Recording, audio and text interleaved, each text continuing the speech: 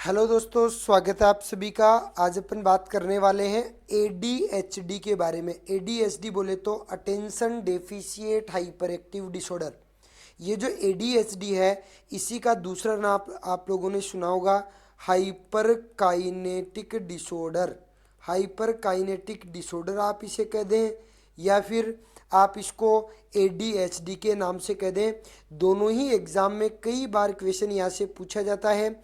ADHD के 3 classical symptoms होते हैं और इसकी 2 ड्रग ऑफ चॉइस होती है। एग्जाम में कई बार इन तीनों दोनों के बारे में रिपीटेडली क्वेश्चन पूछा जाता है। अगर आपको पूछे कि एडीएचडी और हाइपर काइनेस्टिक डिसऑर्डर जो है उसके जो कैरेक्टरिस्टिक सिम्टम्स होते हैं वो कैरेक्टरिस्टिक सिम्टम्स कौन कौन से होते हैं, तो याद रखिएगा इसके 3 कैरेक्टरिस्टिक सिम्टम होते हैं। सबसे पहला होता है लैक ऑफ अटेंशन, मतलब अटेंशन का कम हो जाना।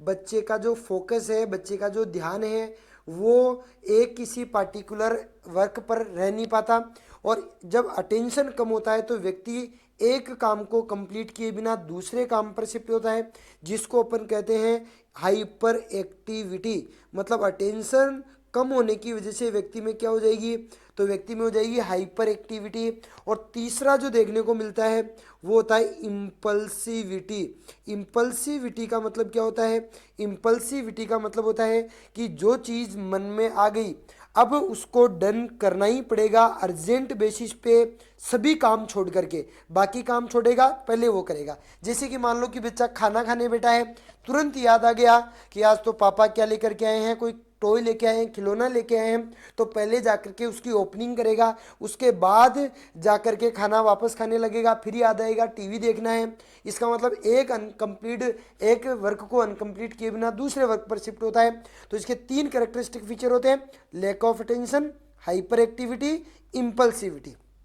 ये 3 एग्जाम में क्वेश्चन पूछे जाते हैं साइन एंड सिम्टम पर। इसके बाद में जो पूछा जाता है वो पूछा जाता है इसका ट्रीटमेंट। तो याद रखिएगा जो ट्रीटमेंट होता है उसके अंदर अगर आपको क्वेश्चन पूछे कि एडीएचडी की ड्रग ऑफ चॉइस क्या है, drug of choice DOC in ADHD, drug of choice क्या है, तो याद रखिएगा इस एडीएचडी की ड्रग ऑफ चॉइस के अंदर आपको जो राइट आंसर करना है वो राइट आंसर करना है किसको, सेंट्रल नर्वस सिस्टम की एक स्टिमुलेंट ड्रग होती है और जिसको अपन कहते हैं सीएनएस स्टिमुलेंट। जिसको अपन क्या कहते हैं, सीएनएस स्टिमुलेंट।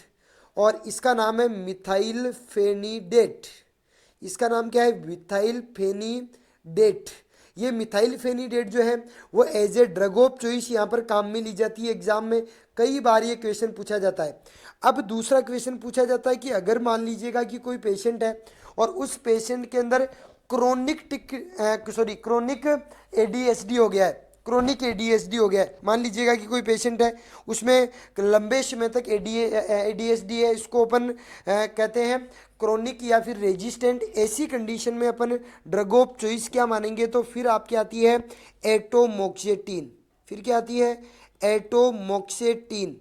एटोमोक्सेटिन एक नॉन स्टिमुलेंट कैटेगरी की ड्रग है। एग्जाम में कई बार ये भी पूछ लिया जाता है कि non stimulant drug used for the treatment of ADHD, तो आप राइट आंसर क्या कहेंगे, एटोमोक्सेटिन कहेंगे। क्या कहेंगे, एटोमोक्सेटिन कहेंगे। तो याद रखिएगा दोनों चीज़ें, एक तो अगर आपको कोई क्वेश्चन पूछे कि ड्रग ऑफ चॉइस क्या है एडीएचडी में, तो फिर आपको ड्रग ऑफ चॉइस क्या बतानी है एडीएचडी के अंदर, ड्रग ऑफ चॉइस बतानी है आपको मिथाइल फेनिडेट।